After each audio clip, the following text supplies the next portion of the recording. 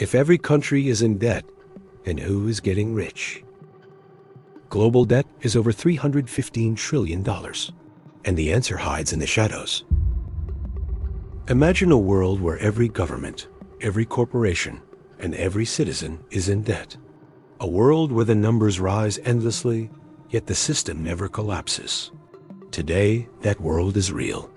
Global debt has surpassed $315 trillion, more than 3 times the size of the entire world economy. But here's the paradox.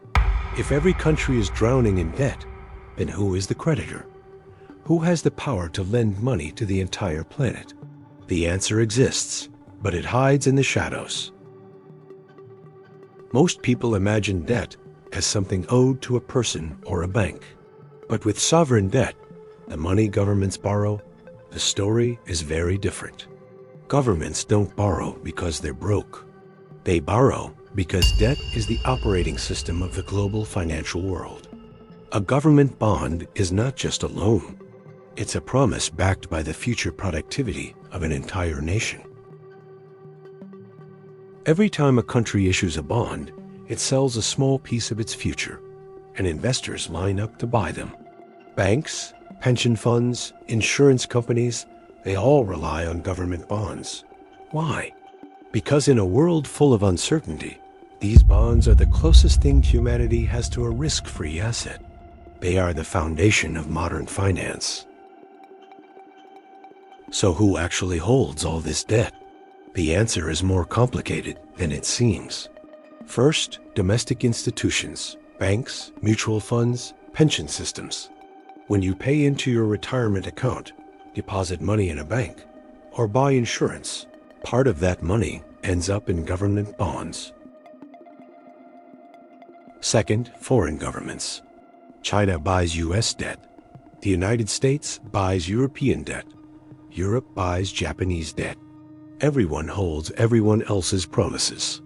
The global financial system is a web, tightly connected, impossible to separate.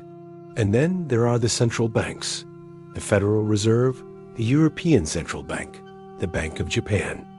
These institutions don't just regulate the system. They are the system.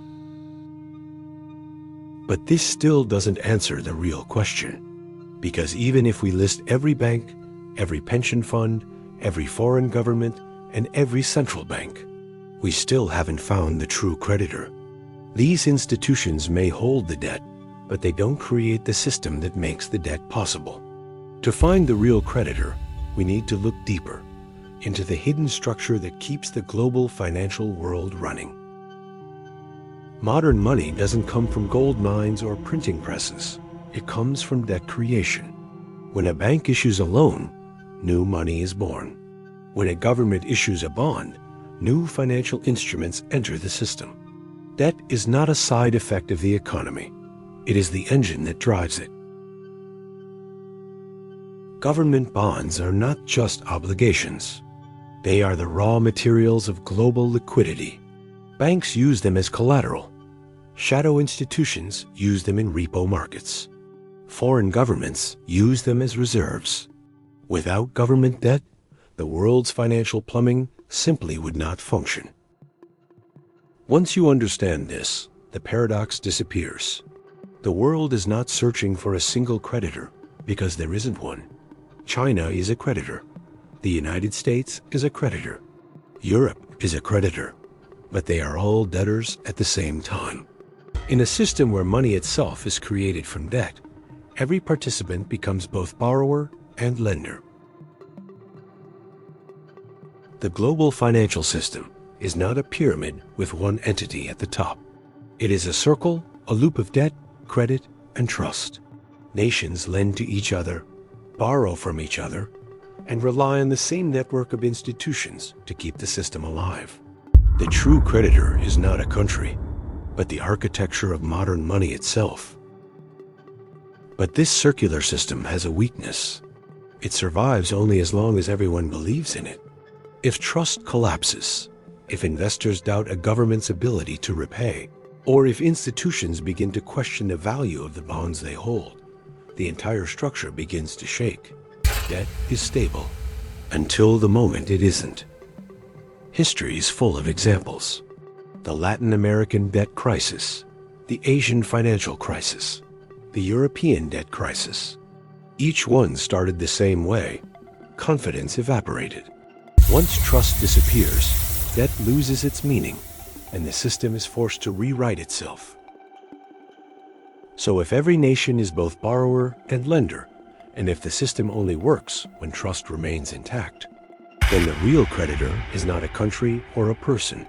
The real creditor is confidence itself, the collective belief that these IOUs will be honored tomorrow, next year, and decades into the future. This is why global debt keeps rising without breaking the system. It grows because the world keeps believing in its own promises. Debt doesn't destroy the financial order, it sustains it. It expands it, it defines it. In the modern era, debt is not the enemy. It is the architecture of money itself. So the next time you hear that a country is deep in debt, remember this: debt is not a flaw in the system. Debt is the system. And the true creditor isn't a nation or a billionaire. It is the entire structure of modern money, a structure built on promises, confidence, and shadows. This is shadow finance.